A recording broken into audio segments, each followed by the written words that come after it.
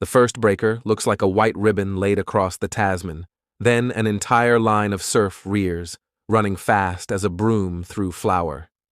HMS Orpheus, a wooden steam-assisted corvette with 3 tall masts, edges toward the Manukau heads, intent on crossing the bar and taking on coal for the Australia station. It is 7th February, 1863. Auckland lies far inside. Out here, the ocean has the last word. On the cliffs, a signalman works his halyards like a drummer. Keep north. Wait for the pilot. Follow the flood. Do not attempt the southern chute. On the quarterdeck, officers bend over a chart that has done good service and fatally lies.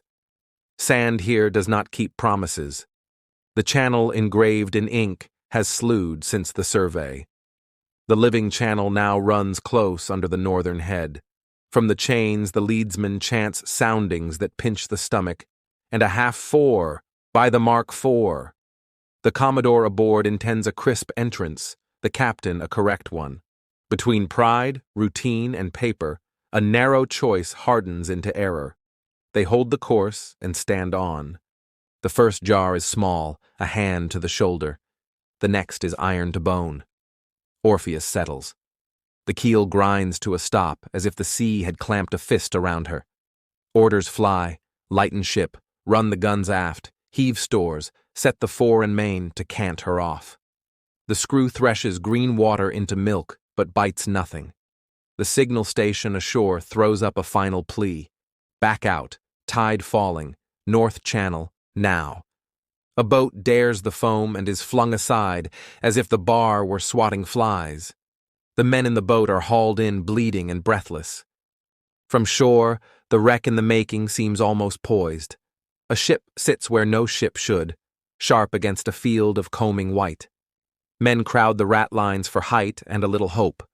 Every few breaths, a breaker heaves itself along her port side and roars down the deck, stripping boats, stoving rails, and flattening a voice into spray. Someone in the waist tries to sound cheerful. "We'll lift it slack!" But the tide is already running away, and the bar is patient only with itself. Families and pilots on the cliff rim speak in low, strained voices. A mast goes the way a tree goes, in slow disbelief and then sudden obedience. Shrouds sing like plucked wire, and then part. The main topmast crashes through a weather of falling blocks and loosened lines, nets men from the rigging, and drags them into the churn like fish. Knives appear, ropes bite back, the sea counts calmly. A boat is lowered cleanly and capsizes at the touch. Another, half full of men, swings on a parted fall and vanishes stern first in a white well. The captain's gig, bright with red paint, claws 3 boat lengths and then flips like a tossed coin. At the heads, pilots argue with the air by way of rockets and lines. A coil unspools into the wind and droops into the sea. Another smacks the wreck, catches, and then slips as the spar that took it shears. Down harbor HMS Harrier raises steam and noses toward the bar, checking and surging, the helmsman seeking a seam in the combers. A coastal steamer tries too, rides a single green ramp, and stops exactly where caution and courage agree to shake hands and live. On the sand, men pull the saved to shelter and count to keep from weeping. On deck, the captain stands as if ceremony itself might yet correct the ledger. The Commodore, who could have stayed ashore and waved, clings to a stay with jaw set. Everything that can be done has been done. Everything left is small and human. Men tie themselves to ratlines they do not trust. Others choose the quick decision of the sea and slide down a stay into the white, striking out for a shore that looks close and is not. A midshipman tells a boatswain he will try it. The boatswain answers with a bleak joke about debts and destiny. Light shifts. The hard tin of afternoon softens to honey and then to something like brass.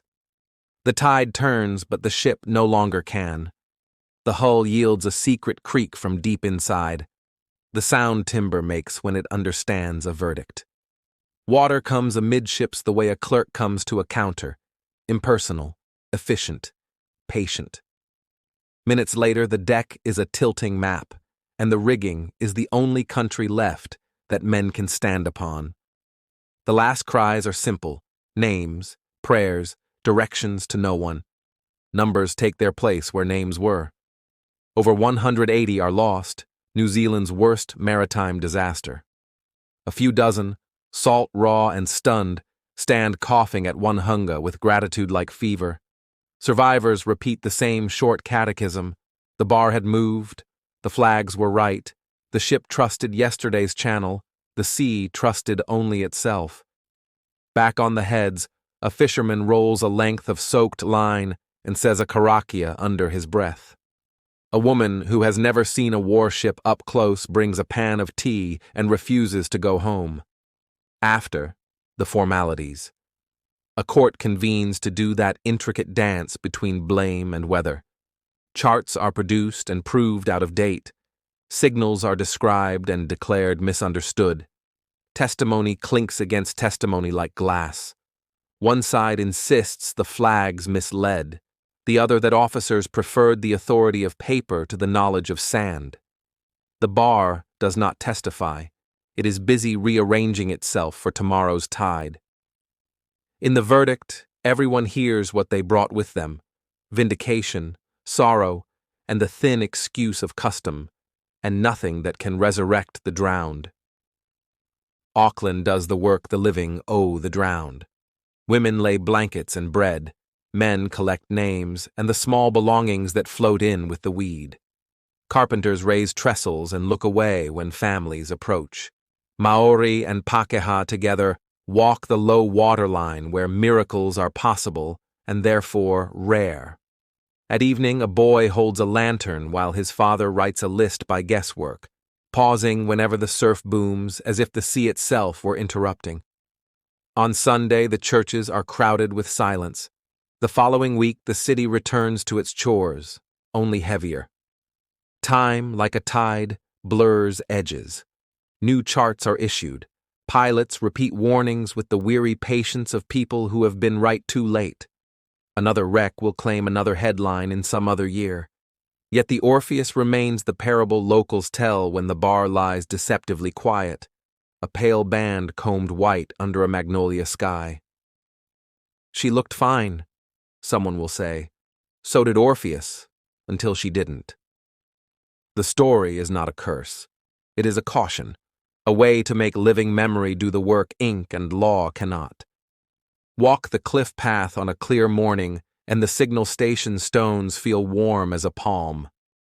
The view makes liars of nerves, calm inside, pretty outside, and you can almost believe the sea's bureaucracy has been tamed by flags, whistles, and ink. Put your hand to the halyard, and the rattle says otherwise. The men in that sound are names on a board and bones under sand, but the message they send is unambiguous. Heed the living channel, not the remembered one. Respect the headsman. Distrust elegance where the bar pretends to be simple. HMS Orpheus broke because the coast was new every day and the people on her bridge were not.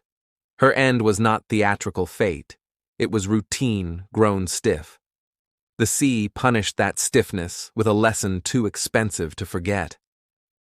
Each time a skipper outside the heads trims for the northern set, waits his tide, and answers the signal mast rather than the book, a little of the price paid on the bar is redeemed. In that sense, the dead still argue for the living, and the living admit they are convinced. Thank you for listening to The Sunken Ledger. Subscribe for more true stories from the water's hard memory.